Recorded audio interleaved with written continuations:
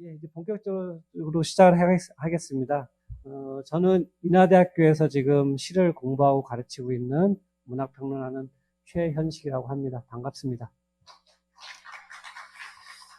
예, 먼저 이제 총론 발제자를 이제 소개해 드리려고 하는데요. 오늘의 총론을 담당해 주신 선생님은 기획위원장을 맡으신 방현석 소설가이십니다.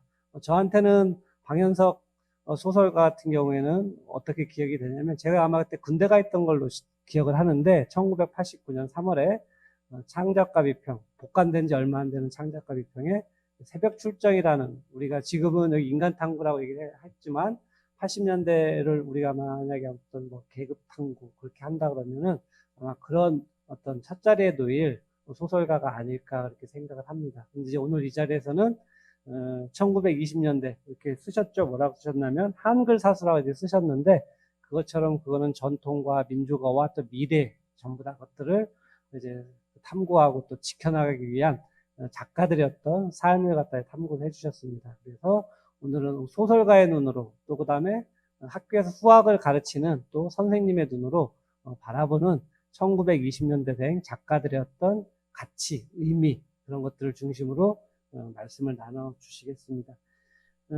총론 시간은 약 30분인데 물론 11분 시인, 소설가, 평론가들에 대한 어떤 가치, 의미를 갖다가 나누기엔 충분치 않은 시간입니다. 하지만 또 강론들이 있으니까 그 강론들에서 각 그 작가들의 어떤 삶과 문학을 살펴보기로 하고 또 전체적인 아까 말씀드린 대로 이 시인들이 갖는 또 평론가들이 갖는 소설가들이 또 수행한 어떤 민족어 혹은 또 그 시대에 대한 어떤 탐구, 인간 탐구 그런 것들에 대해서 말씀을 드리도록 하겠습니다.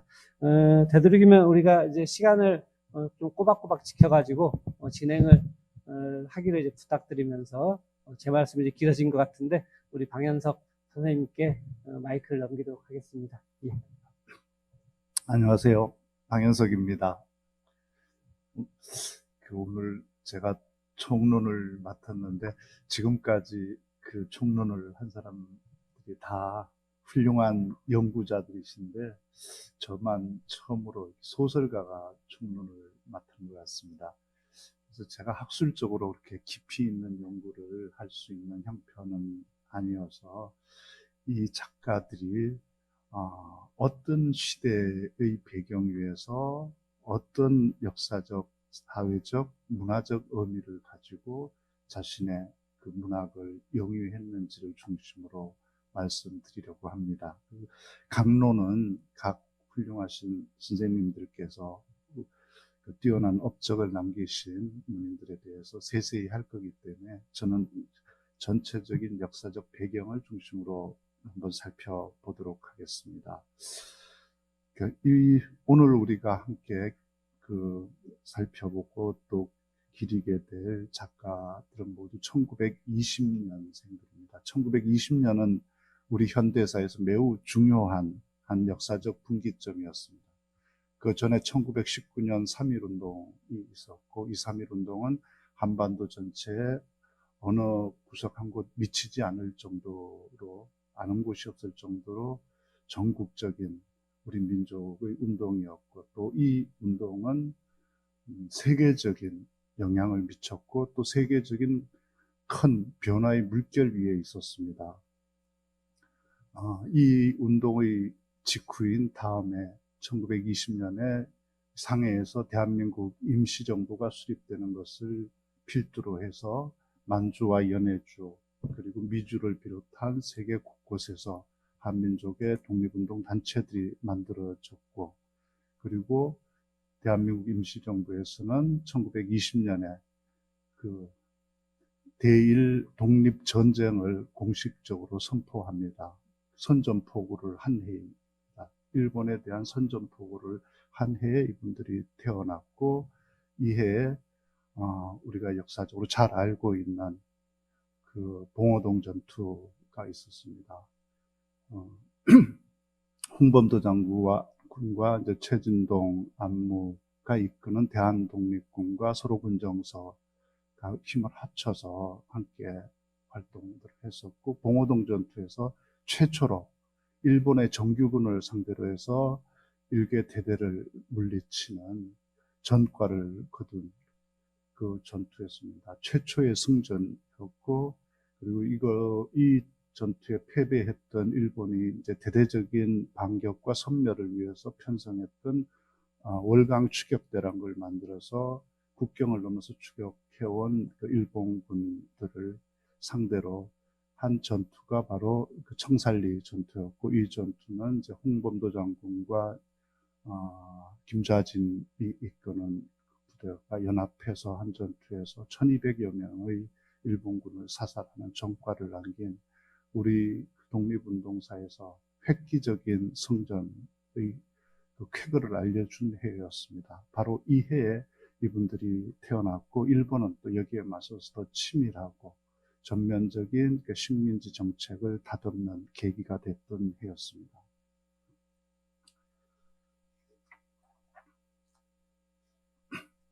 지난 6월 7일 날 봉오동 전투가 6월 3일부터 6월 7일까지 있었던 전투였는데, 이 전투를 기념하는 100주년 승전 기념식이 용산에 있는 전쟁 기념관에서 열렸었는데, 이 전투에서 그 공로를 남긴 분들 중에 이름이 호명된 사람이 5명이 안 되더라고요. 그 전투에서 희생된 대부분의 사람들은 이름조차 기억되지 않고 있는 게 이제 우리 현실이라고 보여집니다. 그리고 아직도 그 봉오동 전투의 승전을 이끌었던 홍범도 장군은 그 카자흐스탄에 묻혀 있어서 아직 봉환을 못하고 있는 상태인데, 이런 시대에 이제 태어났던 작가들이었고, 이분들을 이렇게 생각하면서 우리는 100주년이라고 하는 것을 기념하는 것의 엄중성을 다시 생각해 보지 않을 수 없습니다. 왜 우리 사회는 작가들에 대해서 기리고 기념하는 것에 대해서 야박하지 않은가? 독립과 나라를 위해서 목숨을 잃은 것도 아니고 적을 섬멸한 것도 아닌데, 작가들을 이렇게 온 사회가 늘 기리고 또 문학관도 많고 그렇게 하는 이유는 우리 문학이라고 하는 것이 당대의 정신들을 수호하고 또 우리 모국어를 통해서 우리 문화와 우리 국민들의 정신 생활에 가장 깊숙이 관계하는 사람들이기 때문에 그렇다고 생각합니다. 그런 면에서 문학이라고 하는 것이 어떤 역할을 해야 되고 작가들은 무슨 공적으로 기념되어야 하는가를 다시 한번 깊이 성찰하는 계기가 될 거라고 생각하고, 이번 100주년의 행사에 대상이 잡는 작가들의 경우에도 모두 기념의 의미가 그렇게 크게 있지는 않다. 오히려 어떻게 기념하고 무엇을 기념하고 기려야 할 것인지를 잘 살펴보고, 이 살펴보고 검토한 결과들을 가지고 각 분들의 문학적, 업적, 사회적 기여들을 기려나가는 출발점이 오로 삼고자 이 행사가 있다는 것을 먼저 말씀드립니다.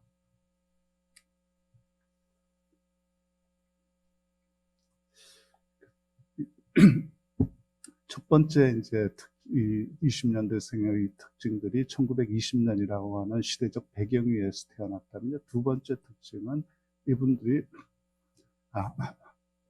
1930년대 후반에 대부분 작품 활동을 시작했던 분이라는 점에 있습니다. 1930년대 후반은 일제가 한국 문화, 한국어를 말살하는 정책을 본격화하던 시기입니다. 1936년에 일본은 조선 사상범 보호 관찰령을 만든 게 1936년입니다. 그래서 이 관찰령을 근거로 경성과 함흥, 청진, 평양, 신의주, 대구, 광주에 보호 관찰소를 만들고 항일 사상범들을 보호 관찰이라는 미명 아래 감시를 했습니다. 그 이듬해는 대화숙이라고 하는 친일 어용단체를 만들어서 여기에 가입하도록 강요를 했었고요. 38년에는 한국 신민으로서의 사상, 국방전선에서 반국가적 사상을 파쇄 경멸하는 전사가 되겠다는 선서를 시키고 전향한 항일 사상범들로 시국대응 전선 사상보국연맹이란 걸 만들어서 친일 전선에 투입했던 해입니다. 그리고 1941년에는 전향을 거부하는 항일 사상범들은 적법 절차 없이 자유롭게 체포 구금할 수 있도록 하는 조성사상범 예방구금령이라는 것을 제정하고 예방구금소를 설치해서 운영하기 시작했습니다. 이해의 대화숙에 편입된 상일 사상범들의 숫자만 9,825명에 달했습니다. 일제가 모든 학교에서 조선어 교육은 물론이고 조선어의 사용마저도 금지하고 일본어를 국어로 전면화해서 교육하기 시작한 게 1938년이었습니다. 1920년대 출생 작가들은 바로 이 시기에 등단하고 작품 활동을 하기 시작합니다. 김상옥은 1938년에 문장의 초회 추천을 받고 3년 뒤에 1941년에 동아일보 신춘문예로 등단을 한 작가고요. 곽하씨는 1938년 동아일보 신춘문예에 신락원으로 당선하고 문장을 통해서 그 문단에 나왔고, 조지훈 선생은 김상옥이나 선생이나 곽하신 선생보다 한 해 뒤인 1939년에 문장에 추천을 받은 것으로 해서 그해 11월 승무를 발표하고 41년에 공항수를 발표하면서 추천 완료하고 문단에 나왔습니다. 조현현 선생은 1937년에 발간한 동인지 R을 통해서 작품 활동을 하고 또 일간지에 글을 발표하면서 문학 활동을 시작했습니다. 이동주 선생은 1943년에 좀 늦게 조광의 시 귀농을 발표하면서 작품 활동을 시작했습니다. 이처럼 하나원이나 미범 선생 같은 경우를 제외하면 대부분의 작가들이 1930년대 후반에서 작품 활동을 시작하는, 그래서 정확하게 한글 그 말살 정책의 시기와 함께하는 시기로 나가기 시작했습니다. 당연히 그러므로 인해서 이 작가들의 그 첫 번째 갈등과 선택은 친일의 정책에 순응할 것인가, 거기에 저항할 것인가를 고민하지 않을 수 없었습니다. 당시에 그런 행로들을, 그러니까 두 가지 행로들을 찾아보면, 조지훈 선생의 경우에 예를 들면 좀 더 한 대표적인 예가 될 것 같습니다. 조지훈 선생은 그러니까 친일에 협력하지 않기 위해서 서울을 떠나고 절과 지방을 떠돌면서 그 생활을 영위했었는데, 등단 후에 제일 먼저 갔던 곳이 조지훈 선생이 오대산에 있는 월정사 강원으로 갔었는데, 거기 있으면서 지방 여행을 자주 했을 때 박목월 선생이 조지훈 선생을 처음 만났었던 장면을 굉장히 인상적으로 그려놓은 글이 있습니다. 사상계 1968년도 7월호에 실려있는 글인데요. 거기 보면 이제 조지훈 선생이 자기를 만나러 경주로 왔을 때 장면입니다. 그가 나를 찾아온 것은 1940년 봄이었다. 그의 나이 21살, 우리가 문장 추천을 거친 이듬해였다. 하지만 그 당시 나는 지훈을 만난 일이 없었다. 그가 온다는 전보를 받고 조지훈 환영이라는 깃발을 들고 역으로 나갔다. 밤물결처럼 치렁치렁한 장발을 날리며 경두 역도에서 4개로 걸어오던 지훈은 틀림없이 수수한 흰 두루마기를 입고 있었다. 아까 우리 아드님께서 선생님께서 말씀해 주셨던 그 풍경이 여기 잘 묘사되어 있습니다. 이렇게 일제를 피해서 사찰과 지방을 떠는 조지훈 선생은 1942년도 이제 조선어학회 우리말 큰 사전의 편찬에 참여한 것은 아마 아버님, 그러니까 부친의 영향이 컸던 것으로 알려져 있습니다. 조지훈 선생님의 부친 조원영 선생님은 와세다 대학교 영문과를 나오신, 그것도 한의학계의 실력자였습니다. 다방면에 이제 엘리트였던 부친의 영향 아래 또 애국자 독립운동가셨던 아버님은 조선말 사정위원과 또 큰사전 편찬 전문위원을 지낸 독립운동가셨습니다. 그런 영향으로 해서 조지훈 선생은 조선말 큰사전 편찬 작업에 참여했고, 이것으로 인해서 조선어학회 사건에 연루돼서 이제 체포되는 일을 겪었습니다. 우리는 이제 이 시기, 이 작가들의 세대들을 이제 흔히 사회적으로는 학병 세대라고 그렇게 불러왔습니다.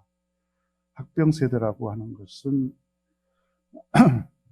1940년대에 넘어가면서 일본이 이제 세계전쟁을 기획하면서 조선인들을, 그러니까 전선에 투입하기 위해서 학병들을 징집하기 시작하는데, 이 시기에 징집 대상이 되었던 세대들을 가리켜서 학병 세대라고 그렇게 하죠. 그런데 이제 그 세대에서 대표적인 학병 세대의 인물로는 이제 장준하 선생, 꼽을 수 있죠. 그리고 고려대학 총장을 지내신 김준엽 총장님이 다 학병으로 직접 나갔었던, 그리고 우리 문단에서는 이병조 선생이 이 학병 세대로 일본군으로 끌려나갔던 분들이었죠. 그리고 조선어학회 사건의 첫 번째 그 체포되었던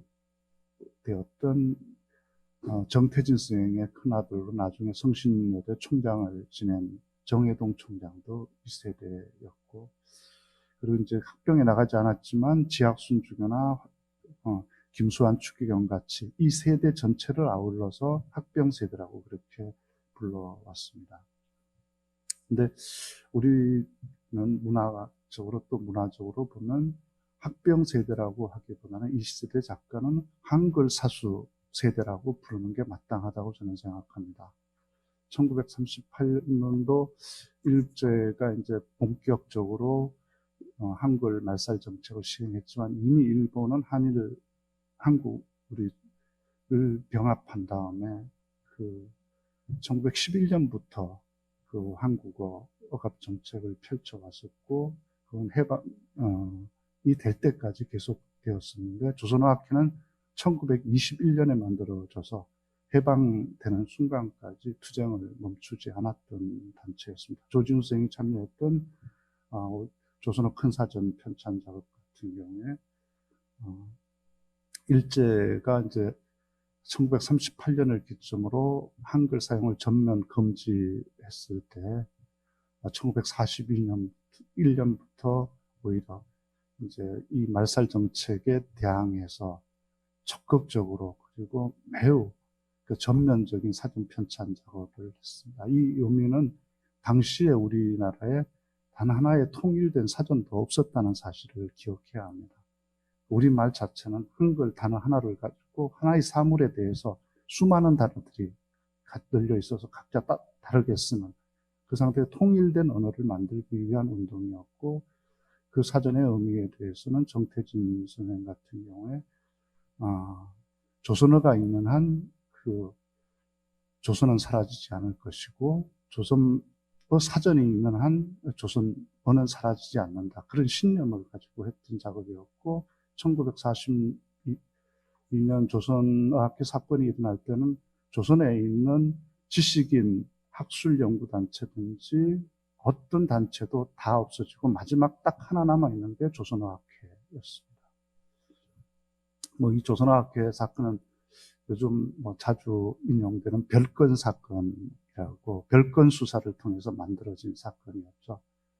1942년에 이제 함흥의 이제 흥원 전진역에서 일본에서 유학하고 온 청년 한 명을 이제 일본 순사가 검문했었는데, 그게 일본어로 검문했는데 이제 조선어로 대답하고 일체 일본말로 대답하지 않는 것을 괘씸하게 여겨서 이 청년을 구속시키기 위해서 이제 집안을 압수수색했을 때 아무것도 털지 못해서 결국 그 청년의 조카였던 박영이라고 하는 영생여고고생 여학생 일기장을 털어서 그 일기장을 통해서 고등학생들에게 조선어와 민족 정신을 교육한 사람이 있었다는 걸 찾아내고, 그자를 체포했을 때 그 자가 바로 정태진이었고 조선어학회에서 사전 편찬을 하고 있다는 사실을 발견하고 이 원래 체포했던 사건을 없애버리고 별건 수사에 들어가서 조선어학회 사건을 만들면서 이공로 선생을 비롯해서 29명의 조선어학회 간부들을 다 연행하면서 시작된 사건이었고 이 사건은 1941년에 2년에 시작됐는데 1심 재판이 끝났던 게 3년이 걸렸습니다. 1945년에 갔어야 45년 1월 달에 1심 재판을 합니다. 그러니까 2년 넘게 재판에도 넘기지 않고 뭐 고문의 종류들을 다 시행을 했었죠. 뭐 난장치기, 고춧가루 물 붓기, 뒷짐 묶고 천정 매달기, 손톱과 발톱 사이에 뭐 죽침 꽂기, 인두로 손가락과 발가락 지지기, 전기 고문, 목 조르기 이런 고문들을 해서 조선어학회를 탄압했는데 단 한 명도 투항하거나 변절한 사람이 없었던 사건이었습니다. 그리고 이 과정에서 한징 선생과 이윤재 선생은 감옥에서 옥사했고 대부분의 그 연루자들은 다 해방이 되는 날까지 감옥에서 그 함흥 그 감옥에서 수감 생활을 했던 분들이었습니다. 그러니까 1940년대 마지막 우리 조국의 모국어를 사수하기 위한 그 정말 필사적인 항전을 했던 투쟁이었고 이 투쟁이야말로 우리가 항일 무장투쟁에서 봉오동이나 청산리 전투가 최정점에 있다면 문화에 있어서 그 항일 문화 전선의 최정점에 조선어학회 사건이 있고 이 사건은 우리 민족이 가장 자랑스럽게 여겨야 할 사건으로 또 항쟁으로 기억해야 하고 이러한 항쟁이 없었다면 오늘날의 한국의 문화들, 한국의 문화, 한국의 K-팝이나 뭐 K-드라마 이런 것들이 세계에 어떻게 세계를 휩쓸 수 있고 오늘날 대한민국이 세계적인 문화 강국이 될 수 있었나를 생각하면 바로 이러한 그 한국 사수투쟁이 있었기 때문에 가능했다는 자부심을 가질 수 있고 바로 이분들은 이 시기에 이 한글이 탄압받는 시기에 청년 작가로서 문학 활동을 맹렬히 했던 분들이라는 그 의의를 가지고 있다고 할 것입니다. 조지훈 선생과 김상옥 선생은 그 전통, 오늘의 주제 중에 하나인 전통적인 그 세계를 많이 다뤘습니다. 이 전통이라고 하는 민족 고유의 전통은 두 가지 양측면이 있었습니다. 하나는 당대의 현실과 직접 부딪히지 않음으로 인해서 그 일제와 직접 충돌할 수 없는 일정한 안전판을 만들어주는 역할도 되었고 또 반대로는 근본적으로 전통이라는 건 우리 민족 고유의 것이기 때문에 일제와 근본적으로 타협할 수 없는 또 민족의 문제를 다루어 왔다는 측면이 있었다고 할 수 있습니다.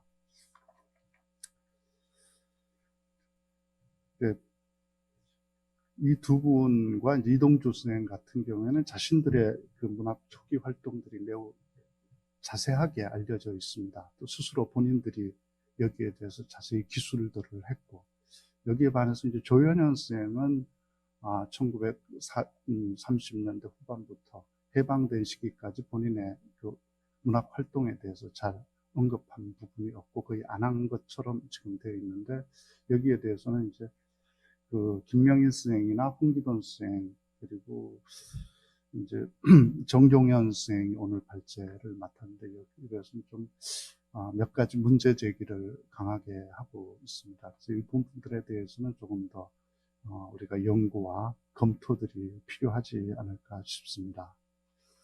1942년에서 1945년 조선어학회 이제 조선어 사수투쟁이 벌어지고 있을 때 그 한편에서는 이제 국민문학이라고 하는 친일 어용 문학 잡지가 생겨났고 그것은 모든 작품, 모든 글은 다 한글이 아닌 일본어로 발표되었고 여기에 상당수의 작가들이 그 일본을 찬양하고 천황을 찬양하고 침략 전쟁을 찬양하는 글을 실었다는 사실을 한번 대비해서 살펴보아야 할 텐데, 이제 우리는 이런 문제를 잘 청산하고 새로운 국가를 건설했어야 할 텐데, 우리 역사는 잘 알듯이 불행하게도 해방과 함께 과거의 잘못된 역사를 청산할 여유를 가지지 못하고 진영 대결 구도로 넘어가면서 양 진영이 다 좌와 우 할 것 없이 잘못된 과거에 대한 청산은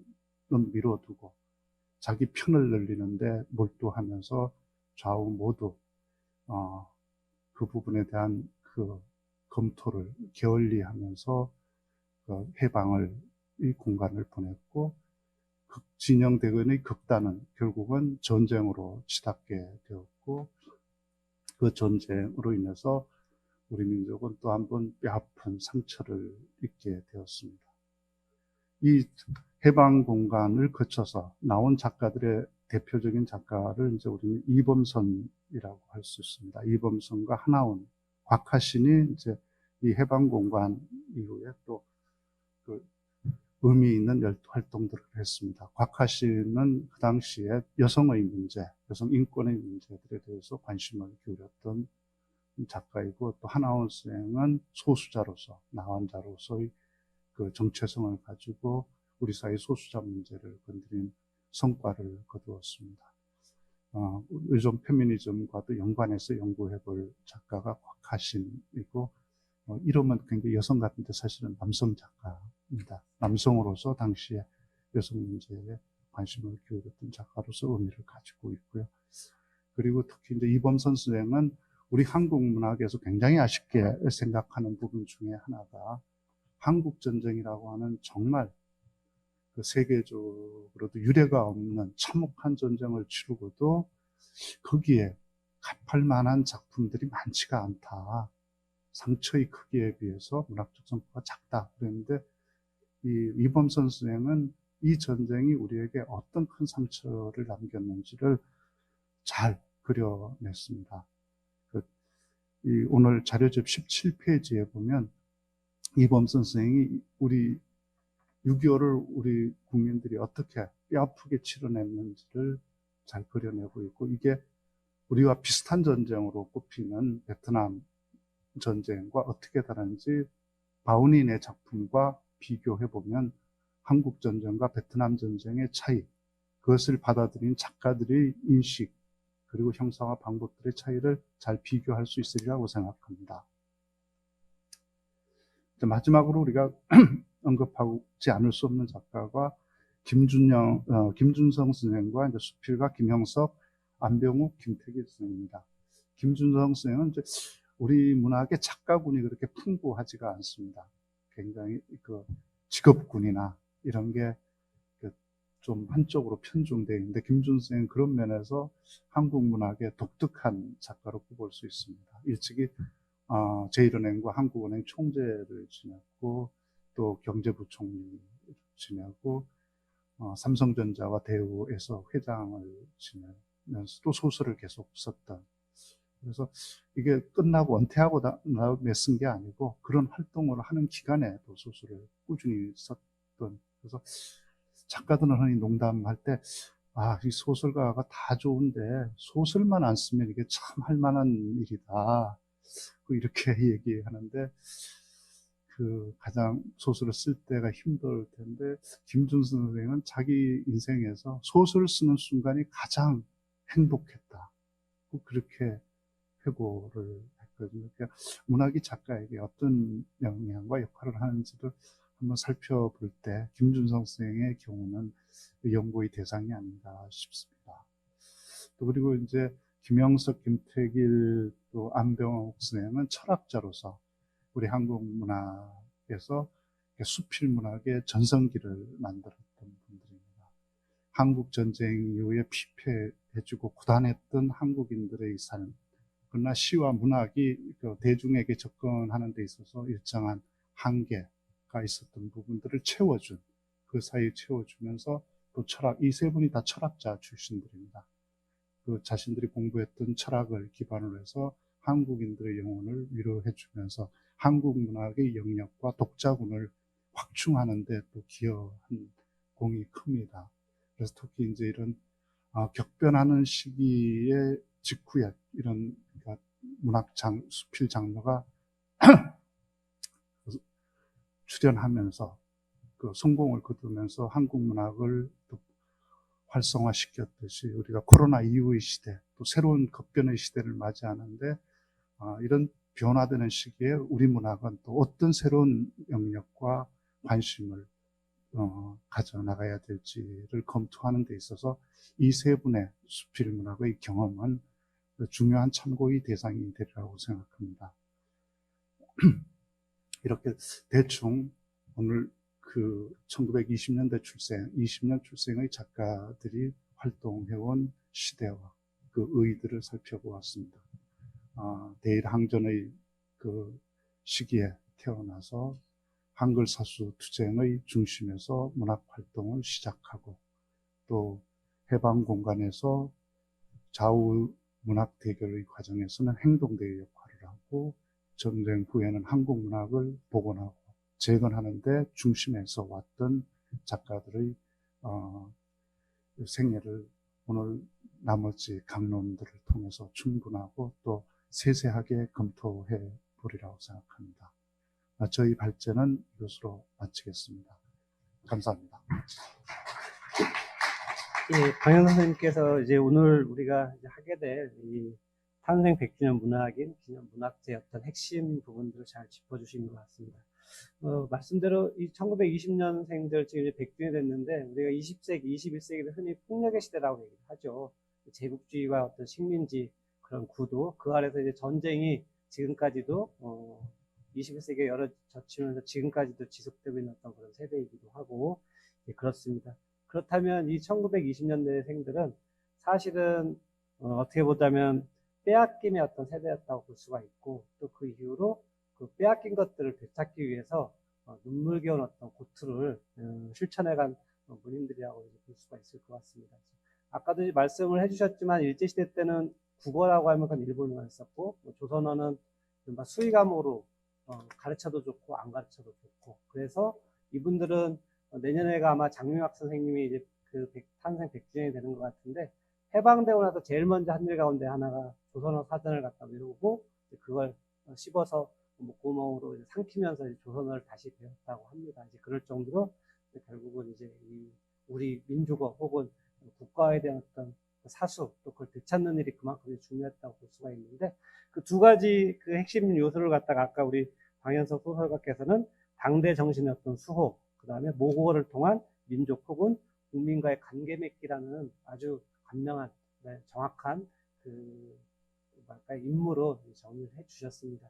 그럼 이제 본격적으로 이제 강론을 통해서 우리 올해 탄생 100주년을 맞은 문인들은 어떤 방식으로 이 모국어를 갖다 사수했고 되찾았고 또 우리 국민들과 소통을 해갔는지 그 자리를 살펴보도록 하겠습니다. 예, 이후 순서를 진행하도록 하겠습니다.